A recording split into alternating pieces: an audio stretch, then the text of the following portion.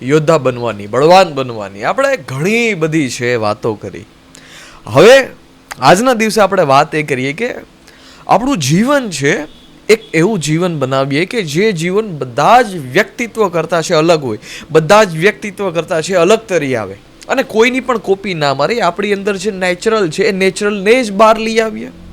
તમે જ્યારે લક્ષ્ય બનાવશો અથવા તમે જ્યારે જીવનમાં કોઈ રોલ મોડલ માનશો, તમે જ્યારે રોલ મોડલ માનશો, હવે તમે તમારો જે રોલ મોડલ છે એ મુજબ જ તમે ઢળતા જશો. તમારો રોલ મોડલ છે એ મુજબ જ તમે ઢળતા જશો. તમારો રોલ મોડલ છે એ મુજબ તમે ઢળતા જશો. એની આદતો જીવનમાં અપનાવશો. એમાં કોઈ ખોટું નથી, એમાં કોઈ ખોટું નથી. જીવનમાં કંઈ ના હોવું એના કરતાં જીવનમાં રોલ મોડલ હોવો એ બેસ્ટ નિર્ણય છે. પરંતુ એટલું હંમેશાને માટે ધ્યાન રાખવું કે જ્યારે આપણે રોલ મોડલ માનીએ છીએ કોઈ પણ વ્યક્તિત્વને, ત્યારે આપણી જે અંદરની જે નેચરલિટી છે, આપણી જે અંદરની નેચરલિટી છે ને નેચરલિટી ખોવાવી ના જોઈએ. બધા લોકો આવ્યા છે, બધા 8 કલાક કામ કરે છે. 8 કલાક કામ કરી એમાંથી મહત્વપૂર્ણ કામ એ 5 કલાક કરે છે. પછી જે ખાઈ પી 3 ટાઈમ સારું ખાય છે અને પછી આરામની જિંદગી જીવે છે, આરામનું જીવન જીવે છે.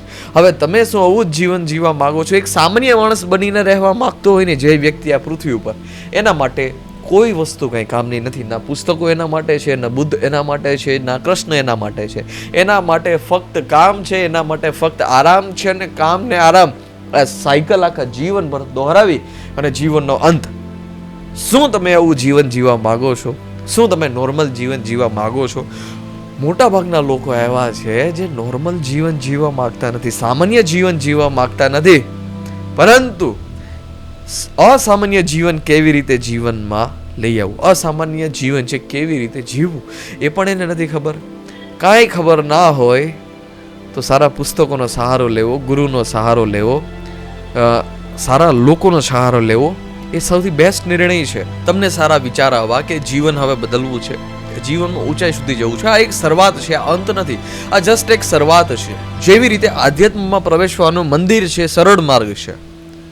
મંદિર છે આધ્યાત્મમાં પ્રવેશવાનો સરળ માર્ગ છે. એવી જ રીતે તમને જો શ્રેષ્ઠ દરજ્જાના જીવનના વિચાર આવે છે તો આ વિચારને પકડીને છે એ વિચાર ઉપર કામ કરવું, એ વિચારને જ જીવન બનાવીને આગળ વધવું, એ જ છે સાચો માર્ગ છે. પોઝિટિવ વિચાર તો બધાને આવે છે, નેગેટિવ વિચાર તો બધાને આવે છે. કંઈક કરી બતાવવું છે, બધાથી અલગ કરવું છે, આ વિચાર બધાને આવે છે.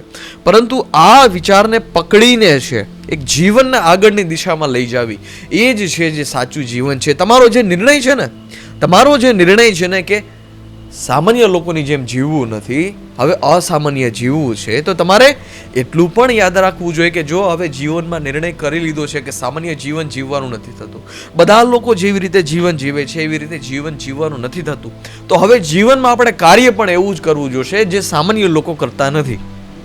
સામાન્ય લોકો શું કરે છે પહેલી વસ્તુને તો એ જાણીએ, અને જે સામાન્ય લોકો જે વસ્તુ કરે છે એ વસ્તુ આપણે કરવાની થતી નથી. દિનચર્યામાં એ વસ્તુ હોવી જ ના જોઈએ, ક્યારે પણ નહીં. જે સામાન્ય લોકો કરે છે એવું જ જો તમે જીવન બનાવવા માંગતો હોય તો કરો, તો કોઈ પ્રોબ્લેમ નથી.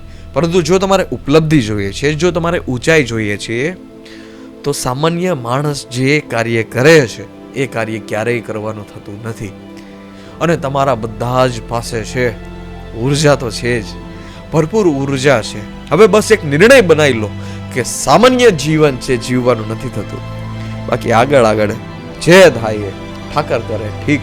એને વિચાર આપ્યો છે તો એ હવે સંભાળી પણ લેશે.